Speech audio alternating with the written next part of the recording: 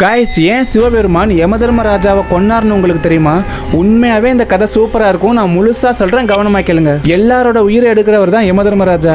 யமதர்மராஜாவோட பேரை சொன்னாலே எல்லாருமே பயந்து நடுங்குவாங்க. அப்படி இருக்கும்போது யமன் அவரோட வேலையை செய்யறதுக்காக மார்க்கண்டேயன் அப்படிங்கிற ஒருத்தவரோட உயிரெடுக்க வந்திருந்தாரு. அவர் யமனை பார்த்ததுமே பயந்து போய் உடனே பக்கத்துல உள்ள சிவலிங்கத்தை கட்டி பிடிச்சுக்கிட்டாரு. மார்க்கண்டேயன் யமனை பார்த்து, நான் இப்போ சிவபெருமான் கிட்ட சரணடைஞ்சிட்டேன், உன்னால என்ன செய்ய முடியும் அப்படின்னு கேட்கிறாரு. இதை கேட்ட யமதர்மராஜா பயங்கரமா கோவப்பட்டு, நீ சிவலிங்கத்தை கட்டி பிடிச்சா என்னால உன்னை ஒண்ணுமே செய்ய முடியாது நினைச்சு அப்படின்னு சொல்லி அவரோட பாச கயிறை தூக்கி மார்க்கண்டே மேல வீசிட்டாரு. மார்க்கண்டேயன் சிவலிங்கத்தை இறுக்கமா கட்டி பிடிச்சதால அந்த பாச கயிறு அவரோட சேர்த்து சிவலிங்கம் மேலேயும் விழுந்துருச்சு. உடனே சிவபெருமான் ஆக்ரோஷமா லிங்கத்துல இருந்து வெளியில வந்து, என்னை நம்பி என் கூட இருக்கிறவங்க மேலேயே நீ பாச கயிறு வீசுவியா அப்படின்னு சொல்லி சிவன் பயங்கரமா கோவப்பட்டு யமதர்மராஜாவோட நெஞ்சிலே எட்டி உதைச்சாரு. எல்லாரையும் கொல்ற யமன் சிவனோட இந்த ஒரு உதையால இறந்தே போயிட்டாரு. யமன் இல்லாததால உலகத்துல சாவு அப்படிங்கிற ஒரு விஷயமே காணாம போயிடுச்சு. இதை பார்த்து பயந்து போன மற்ற எல்லா தேவர்களும் உடனே சிவபெருமான் கிட்ட ஓடி வந்து மண்டியிட்டு, சிவனே தயவு செஞ்சு யமனுக்கு உயிர் கொடுங்கன்னு கேட்கறாங்க. இந்த ஒரு விஷயத்துக்காக மறுபடியும் சிவன் யமனுக்கு உயிர் கொடுத்தாரு. யமன் கிட்ட சிவபெருமான், இனிமே என் பக்தர்கள் பக்கத்துல கூட நீ வரக்கூடாதுன்னு கடுமையா எச்சரிச்சாரு. மறக்காம இந்த வீடியோ லைக் பண்ணிட்டு, உங்களுக்கு சிவபெருமானை ரொம்ப பிடிக்கும்னா ஃபாலோ பண்ணிட்டு ஓம் நமச்சிவாயன்னு கமெண்ட்ல சொல்லிட்டு போங்க.